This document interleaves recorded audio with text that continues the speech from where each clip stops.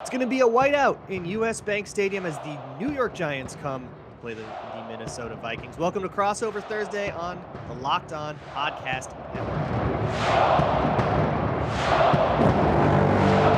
You like that on 3, 1, 2, 3, you like it! You are Locked On Vikings, your daily Minnesota Vikings podcast. Part of the Locked On Podcast Network, your team every day. Hello, everybody. Welcome to the Locked On Podcast Network. It's Crossover Thursday on the Locked On NFL Network. Giants fans, hello. My name is Luke Braun. I do Locked On Vikings here with Pat Traina of Locked On Giants. Say hello to all of the Vikings fans listening. What's up, everybody? Happy holidays. And it will be a happy holiday for half of us, probably. This is a Christmas Eve game.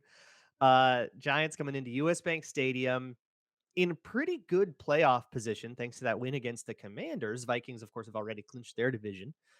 So not the stakes we maybe thought this would have a couple weeks ago, but still a lot to play for in terms of seeding and all of that.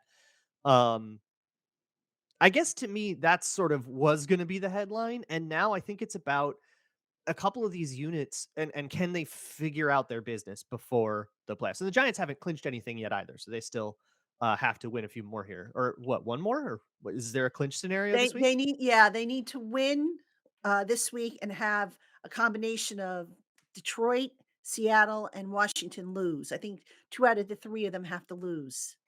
Got it. Well, I would love to see Detroit lose. They're too plucky.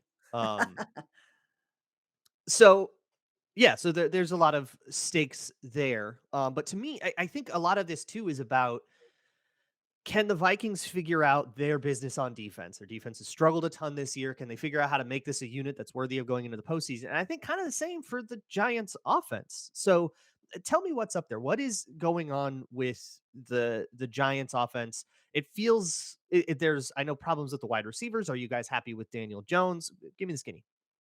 Yeah, so Daniel Jones last week, first off, there hasn't been a more polarizing figure than Daniel Jones amongst Giant fans in recent years. Half of the fan base, believe it or not, hates him, doesn't want him back. Mm. And more people are starting to love him and appreciate him for what he's been Well, we able know to do, that song. despite not having receivers, despite not having, a solid offensive line. But Daniel Jones has definitely made growth. He's definitely grown in this offense. Is he perfect? No. Is he in the class of a Josh Allen or Patrick Mahomes? No. But he's a lot better than what he's been, and he's been able to get it done. Now, a lot of people say, well, so what? The Giants, what has Daniel Jones done exactly? He hasn't thrown for over 200 yards very often, certainly hasn't hit 300 yards. I think once he did it this Mm. season. What is it about him? Well, going back to what I said about not having a solid receiver core, not having a consistent offensive line, Daniel Jones has an 8-5-1 record. All right. He's not at the point where like Eli Manning was, where he totally elevated everybody around him, but he was able to get it done with these cards stacked against him. So that alone right there for the offense is huge. It's the defense though that, as good as it played last week, the run defense for the Giants is still a problem. And it's been a Really? problem all year long. And I don't know if they With just, those guys? With like yeah, Dexter Lawrence? Really? yeah. Well, the linebackers are, Wow. are probably the biggest problem. The line, Okay. the fits, the run fits. But yeah, so the Giants are giving up gobs and gobs of rushing yardage on the ground. They're getting exposed primarily on the edges. Problem being is this, Mm. because of injuries and whatnot, they just don't have the firepower for the run Mm. fits. The chemistry is off. There's all kinds of issues, and then they're trying to take some of the onus off of the back end of the defense, which has been ravaged by injuries. So the defense has Right. been playing gritty. They've been playing they've been overachieving, and they delivered the goods last week against the Commanders, but still some problems on that unit that need to be addressed in the offseason. It does feel like this wasn't supposed, like, for both of these teams. These teams have overachieved their preseason expectations by a mile, right? And it kind of feels like these Absolutely. teams have been in the same lockstep where they're winning games, but then it's like a close one. And are they really that good? Are they as good as their record? And all of those questions. But here we are, both of these teams extremely likely to end up in the playoffs. I'm really interested to see how the Vikings attack that defense, and we'll get a little bit more into it when we talk about matchups with Justin Jefferson versus I don't even know who's going to play for cornerback for you guys in this game because Dory Jackson is probably out or already Yeah, declared out. I Or wouldn't expect the Dory Jackson. okay, I don't think he's going to play this week. um, So it'll probably and be Fabian Moreau, I would think, would probably Fabian join Moreau. Jefferson. Yeah. He has certainly gone up against better dudes than that all year. And had success. So I'm curious to see what the Giants will do there. But there is just like that kind of how will you handle the other guy's stars is I think going to be one of the like true keys to this game. In particular, how the Vikings will handle Kayvon Thibodeaux because watching him, and I haven't seen a ton of Giants this year, but I did see him against the Commanders, and that was incredible. When anytime he was trying to they were trying to read him out of the play on an option. Anytime they left him unchained, he was making all sorts of plays using that athleticism. He was beating guys, getting all sorts of disruption. So how will the Vikings handle that? They will very likely be without their center for a third week in a row. Garrett Bradbury dealing with a back issue, got an offender bender that made it worse. Um, very unfortunate. But so they're going to be struggling with that on the offensive line. Will the Giants just let him go up against Christian Darrisaw all day? That would be a pretty cool matchup. Or will they try to move him around and do stuff? Those are I guess, the questions that I have. But on the other side of the ball, the Vikings have moved, or at least against the Colts, they moved to a ton more man coverage. They called man coverage, or at least cover one in particular, more than half the time against the Colts, which they've never done even close to that this year. And the corners could hold up on the outside against like Alec Pierce and Ashton Doolin or whatever the Colts were putting out there. So I guess my question goes to you. I know the Giants have had a ton of problems with their receiver core. Do you have any faith in these guys to be able to get open against Patrick Peterson at his age and either Cam Dantzler or Duke Shelley, who both of them, I mean, Duke Shelley was cut earlier this year and Cam Dantzler's had his share of problems as well. The Vikings will, I feel like they're going to let these guys line up and play and go man to man. Do you think the Giants can take advantage? I do. I actually do, believe it or not. Daniel Jones hasn't thrown a whole lot deep down the field. I think he's thrown, I want to say 20 attempts all season long. Part of that is because, as I mentioned earlier, the offensive line inconsistencies. But here's the thing, the short passing game's been working, but I think in this game, going against that Minnesota defensive secondary, which has struggled, as you pointed out, there's going to be opportunities. Now, we talk about receivers and getting open. And I know I've asked several people, I've asked coaches this, I've asked players this. What exactly does getting open mean? Is it 1 yard? Yeah, Is it 2 yards? Is it 5 yards? right. What exactly does it mean? And the I best think answer that I depends on the quarterback. It's can you well, throw it, yes, right? yes, exactly. The best answer I got is just getting enough to where you're in front of the ball and you're blocking out the defender. That's getting open and having Mhm. the quarterback deliver the ball on target. Now, Daniel Jones, and I did this research yesterday for an article I wrote on Giants Country. Daniel Jones has been on target nearly 80% of his pass attempts. That is a career high for him.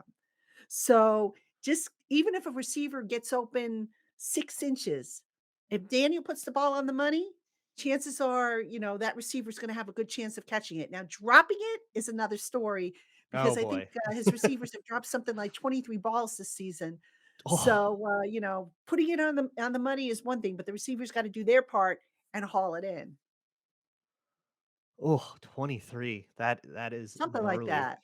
So it seems like you really believe in the ability of Daniel Jones to take advantage of a secondary that, to put it lightly, has had some ups and downs this year.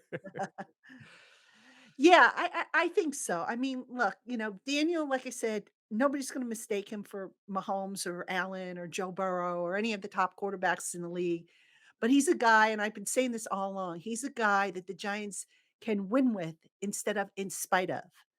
And there's a big Okay. difference in that. You know, he Yeah. he he's people look at him and say, "Oh, he's a game manager." But look at what he has done over the last several weeks. He's basically put the team on his shoulders and tried to carry them. Now, has he been, perfect? Absolutely not. There's been plays that he's missed. There's been mistakes that he's made.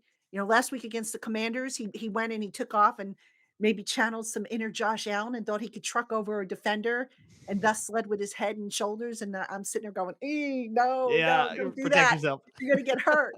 So, he does little things like that. But, I think all things considered, Brian Dable, the head coach, Mike Kafka, the offensive coordinator, came in with the goal. One of their goals was to fix what ailed Daniel Jones. I think they have made significant progress with that. And credit has to go to Daniel Jones because, they basically said to him at the start of the spring and the summer, just attempt throws. Don't worry about getting picked off. Don't worry about mistakes.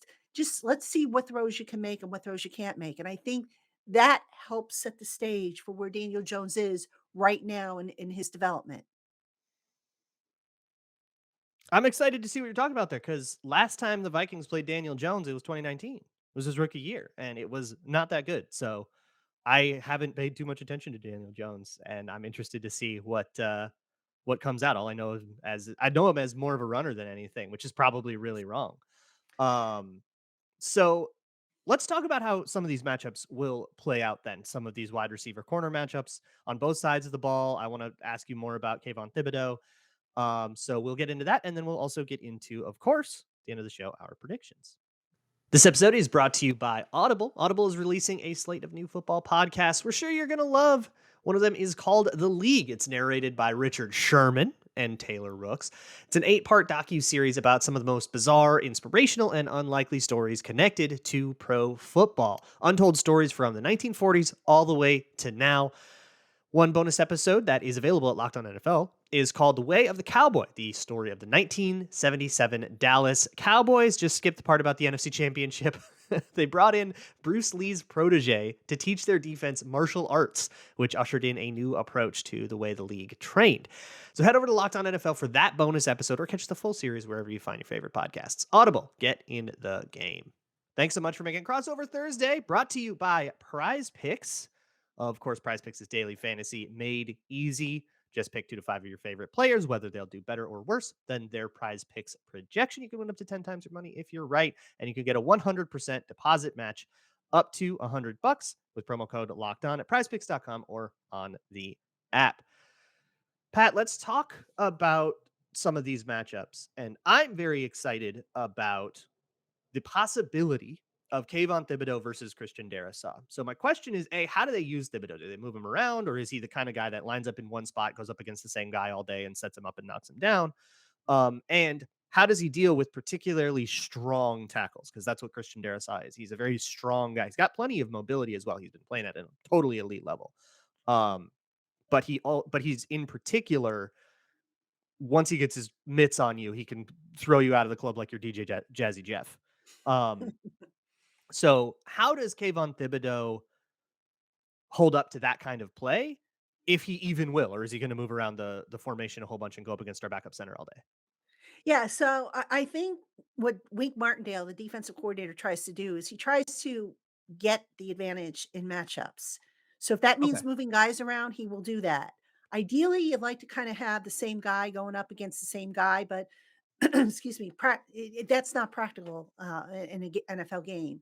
So the thing with Kayvon Thibodeau is the game has started to slow down for him significantly. I Mm, mean, he won't admit to it, but earlier in the year, remember, he missed the first 2 games because of the knee injury. Then he came back and, right. it was like his hair was on fire. Everything was spinning. And as he, got more and more reps, the game started slowing down. And I'd be remiss also if I didn't mention the return of Aziz Ojulari kind of helped him out too, which I'll get to in a moment. But with Thibodeau, the thing with him is, you know, he's always won, I think, on his athleticism. That's how he's been successful. He doesn't really have an accomplished toolbox of, say, counter moves in the pass rush. So if he gets stonewalled, sometimes, that's it. That's all she wrote. So the advantage now of having Aziz Ojulari back is it creates a pick your poison type of scenario. Right. Ojulari has had a sack, or I should say at least a half a sack in his last 4 games. And, when you have a pick your poison type of scenario on either side, one guy's gonna get doubled up, the other guy's gonna have Right. to Where do you slide it? basically. Right, he's basically gonna have to, win his one-on-one. I think Kayvon Thibodeaux can win his one-on-ones.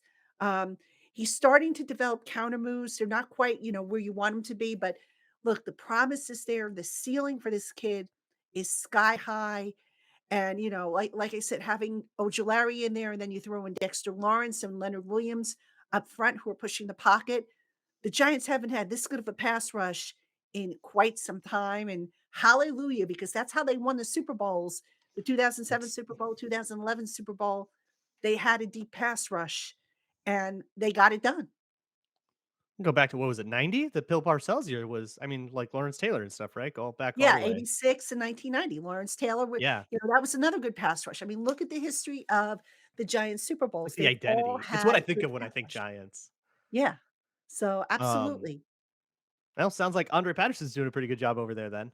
Uh, we Yes.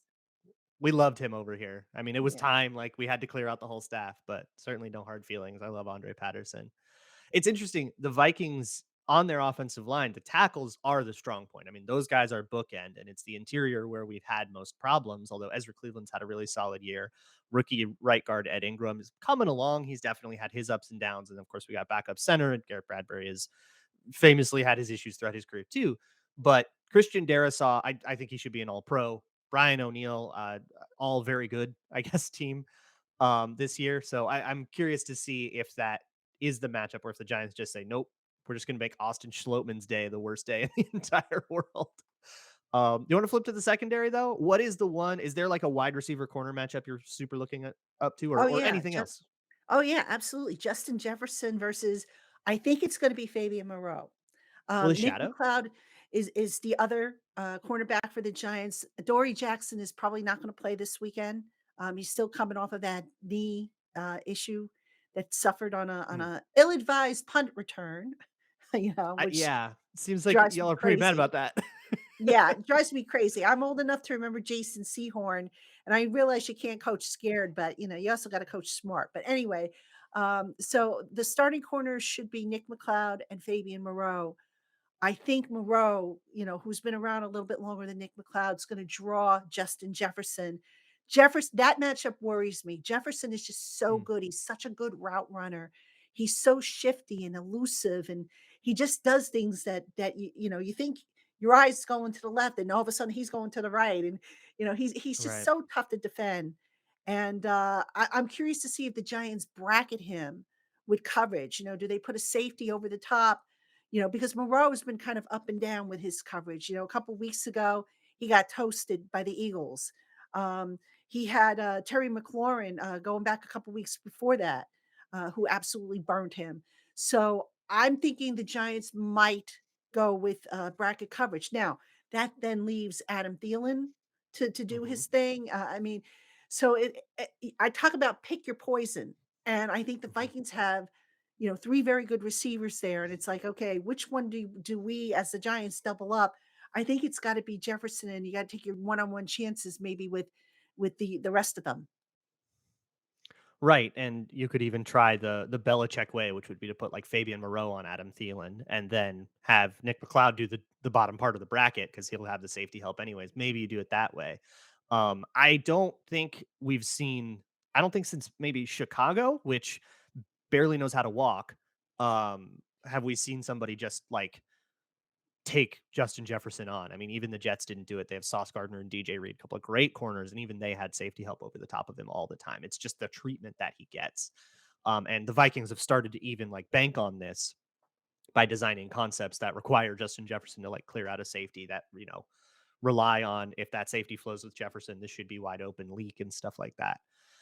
Um, I am curious to see if the Giants just leave Moreau on Justin Jefferson. I think that would be a really bad idea.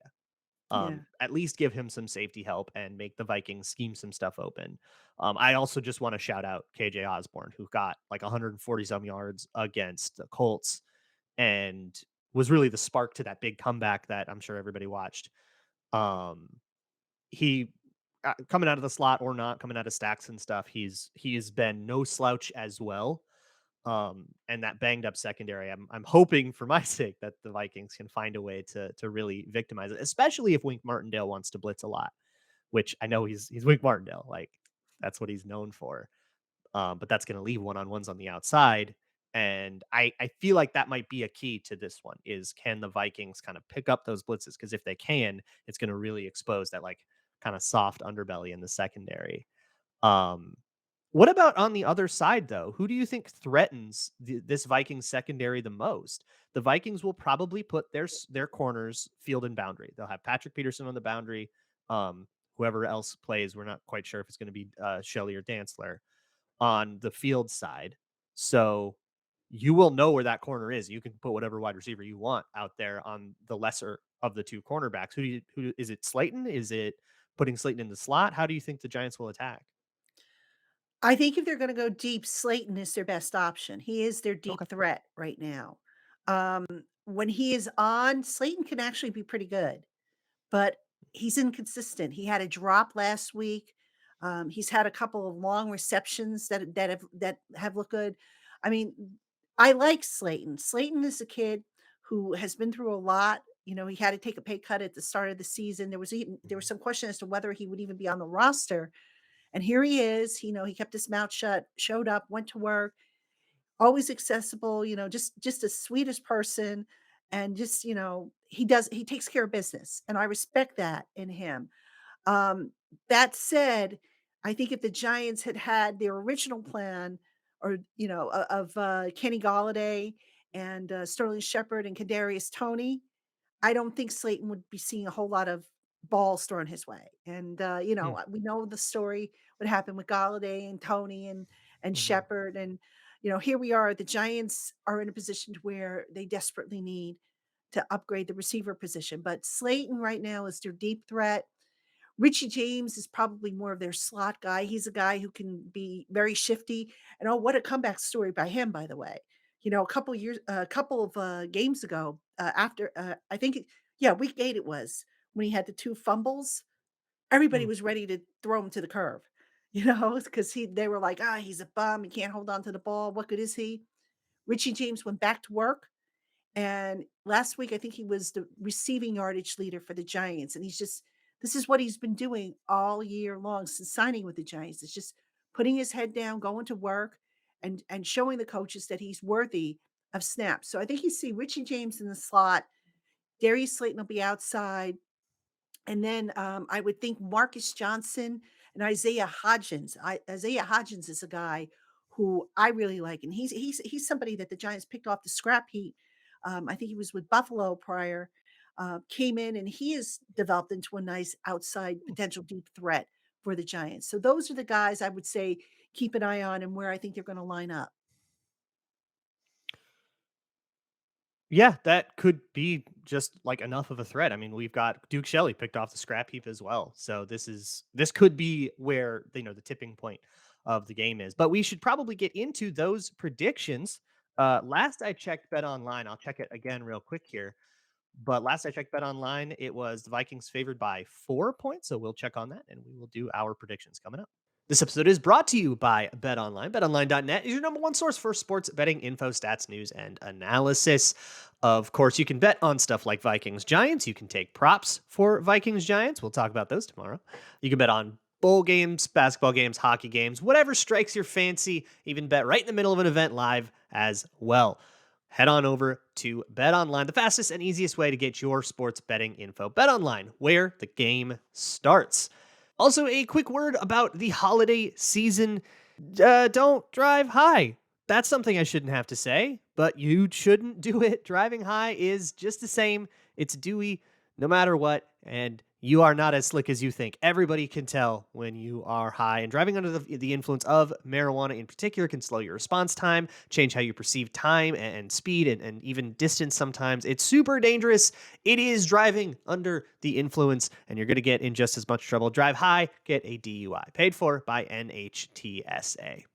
Moving on with crossover Thursday here with Pat Trina of Locked On Giants. I'm Luke Braun of Locked On Vikings. Let's get into the predictions. You may have the honor of going first. Right now, the line at Bet Online is Vikings -4. Over under is 47.5. So that implies like a 23-27 kind of game. Or a little bit less than that, I guess. Like a 26-22, I think is what that actually is. So What do you think? Yeah, I think I would go with the under. The Giants offense just Yeah. can't score. You know, they basically I can't remember. I'd have to go back and look, but they haven't scored over 25 points very often this season. The Vikings offense obviously can they can explode. I mean, as evidenced by that great comeback that they Right. had last week, which was quite something, by the way. Let's look. Um, I'm gonna go with the Giants on this one. I know that, the stadium up there gets really loud. It can be a problem for visiting teams, but look, the Giants are so, so close to a playoff berth. They win, and then they should be able to get some help from the other 3 teams that I mentioned. They only need 2 of the 3, I think, to lose their games, and if I'm not Mhm, mistaken, I think the Commanders have the 49ers, and I think, mhm. I wanna say Seattle has Kansas City, and I think the Lions have Carolina. So you Right. would think that there would be 2 losses amongst those 3 that should help the Giants get in, but they're so close to their goal Yeah, of you got 3 weeks getting into too. postseason. So I'm gonna go Giants, but, I'm gonna say, gosh, I hate picking scores because I never get them right. I come close, but I never get them right. It's yeah. I'm gonna say the Giants cover the spread. How about Okay. that? Do I have to give a score? Right. Well, you have a Giants win and you have the under. We'll take I that. had I the like that. under, and I Let's think screw the the Giants score. will I think the Giants, you know, the Vi I think the Vikings will not cover the spread, let's put it that way. I think it'll Got be it. a Yeah. little closer.